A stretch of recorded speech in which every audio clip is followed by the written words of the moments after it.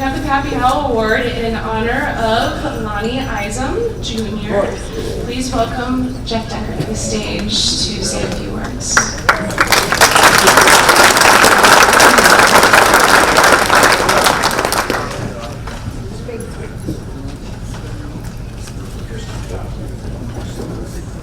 What an honor and privilege it is to speak on behalf of Lonnie. He's passed, and I was speaking for him when he was alive too, though. I can remember that when Loy did footage, and I'm really thankful for that footage, a lot of to capture his personality. And Loy would ask him over and over again to, Lonnie, tell us what we're doing here on Cannonball, and what's so important about these bikes. And Lonnie would give a brief message, and then the next day he would give another message, and Loy would say to me, yeah, I got to get more out of Lonnie. And then Lonnie would say to me, I talked to him yesterday. You know? And I would say, well, the bikes are having a hard time, they're doing better, they're doing worse, these kind of things.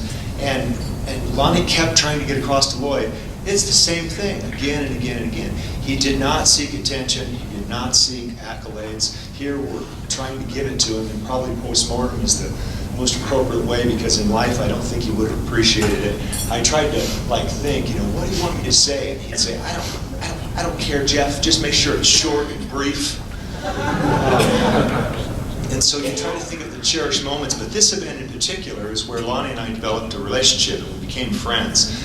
And I was never really into the new motorcycle scene. I wasn't into the custom scene, so I always felt like kind of an orphan at this event. It was the old stuff that I really dug. And he was a guy that came from a father who was talented and mechanical and into racing, and I was too, and so we had a camaraderie immediately. And so he was a safe haven for me here at Sturgis. Always, when I stayed at his house, when we go to different places, there might be hundreds of thousands of people on Main Street in Sturgis, but Lonnie and I would be in EJ's museum, which was fantastic, and nobody would be in there, and we'd be measuring parts and looking at different things, and we'd make a mold on that. A guy's missing this, and scheming and plotting, and it was always really fun. And then I remember when he decided that motorcycles just didn't need to gather dust and stay in those museums, that they needed to be out there rolling. And I thought, yeah, that's a great idea, we should do that, And he said, well, we're going to need a trophy for it. I said, yeah, we can figure that out. And we never did, our deals were always handshakes, and Lonnie never sought the top bidder for anything. He sought the right person for the thing. And there was an emotional attachment we had to these objects. And Lonnie felt, well, that person deserves this, and that guy needs this part. And you couldn't just buy things from him. He placed personal value on your friendship, and that token that was that motorcycle part represented how he could share with you how special it was. Rick and I were very lucky and fortunate to pass through town and see Lonnie on his last birthday. He wasn't saying a whole lot then. He never did say a whole lot. He was quiet and had a real dignity about it that you knew in his presence. And I remember that when we would do the Cannonball, the first day, and there was only a few dozen of us on that first Cannonball, the first night was horrible. We stayed up all night. I think everybody broke down one way or another. And that happened every single night for the rest of the deal. And I can think, man, there's 13 more days to this. I'm supporting you, Lonnie, but this thing's a bad idea, I'll never do this again.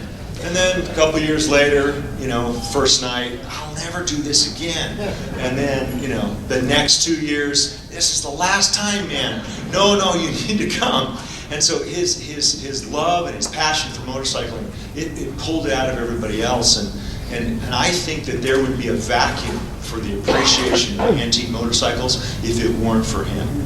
And the Cannonball, Jason carries on his legacy, and I think it'll keep going. And we've got to remember that one quiet, humble man from here lets us all recognize the beauty of where our roots came from. And I love Lonnie, and I miss him, and I hope you guys appreciate him too. And watching this little film, there's a part where I think he says something to the cameraman, Lloyd, who's sitting right there. Hey, let's just get going here, we're done. No more talking. Lonnie wasn't about talking, he was about doing. Thank you very much. On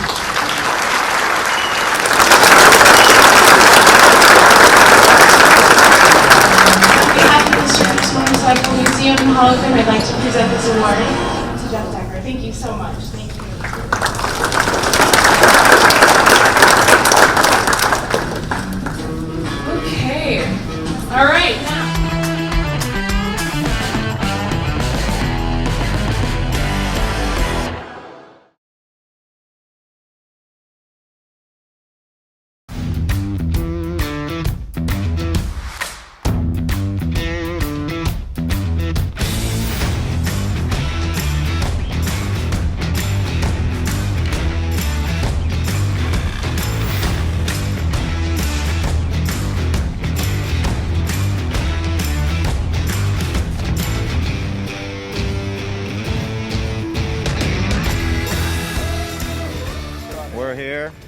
we're ready to go.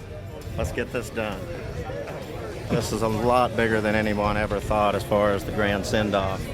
Even in John Klassen standards. You know, everybody's helping everybody. It's really cool. Yeah.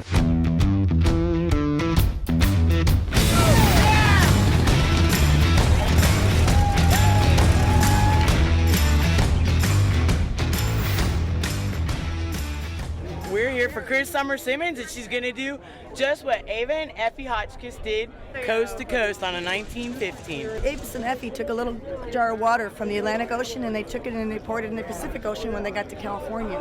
So when we get to Santa Monica, I got that little Capers bottle in my saddlebags. Lonnie restores bikes the way I like to see them restored. So we go back a long way, and when he wanted me to do a bronze for this event, I was really excited, you know. As each day goes by, even though I clock 70 miles and 60 and 30, I learned something, and I now know how to rebuild a magneto, which I didn't before. You know, these kind of things. And so, Well, side of the road stuff is not fun. no, and put it in the Not truck fun, and go back. yeah, or waiting, you know, Right. waiting for someone to show up. And I'm finding out that I'm not the only guy that's having trouble. Dale's camp is, you know, like clockwork. And Rev's Revenge is doing good. Hunziker and Betancourt and Madden and Macon, they're just not missing a beat. you Right, know? they're perfect. I They mean, said they it's have perfect unbelievable. scores, yeah. Yeah. The Germans are very interesting on Very those little kind of interesting, things. That's a great story. From the beginning, I think that's why the whole thing gained momentum, is because that list of names was so prestigious, you know, in Yeah. our group. Well, and even that That was prestigious cool. list is in half. Oh, sure, Before the event began, Yeah, you and know? some that you Yeah. swore would have shown up at some point, Yeah. you know, never even called back. you Right, know? right. Yeah. Maybe they were the But- smart ones, but you know. Well, yeah, that's what we deduced early on, but Yeah. to have missed just this and what we've seen, and you know, we got film of stuff, we've got write-ups, we've got pictures, but there's no way you can describe to anybody Right. the fun we've had and the camaraderie. Yeah. Like we knew from the get-go the work sessions were going to be fantastic, and they have been. It's a learning experience even for the most experienced. Right, Yeah, right. it is. It's Thanks, good Lonnie, man. stuff. Yeah, Really a neat thanks deal. for coming, man. Yeah, I'm happy to be here. Yeah. Honored to be. It's a no miss, man. You can't miss it.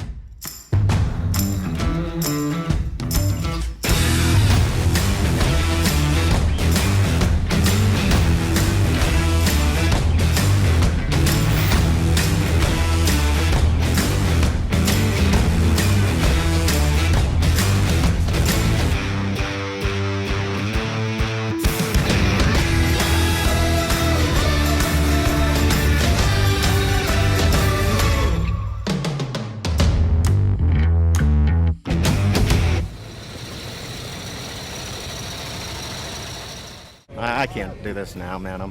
I'm in the middle of it. Yeah, we'll do it a little later. Jeff, thank you so much for accepting that award for Lonnie. Very, very great achievement. Thank you. Thank you. On behalf of the Sturgis Motorcycle Museum and Hall of Fame, I want to say thanks for coming out today.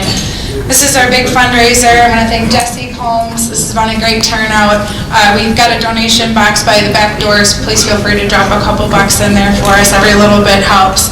I'd ask that all of this year's Hall of Fame inductees and any past year inductees please come to the front of the room for some pictures.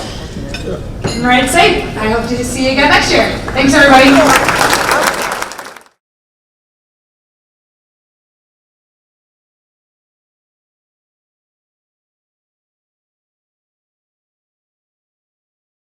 Jesse, can I ask you just one question? Yes. She just said it again, right? What does Mount Rushmore mean to you personally? I just didn't know if you wanted to. Well, Mount Rushmore means that I'm home.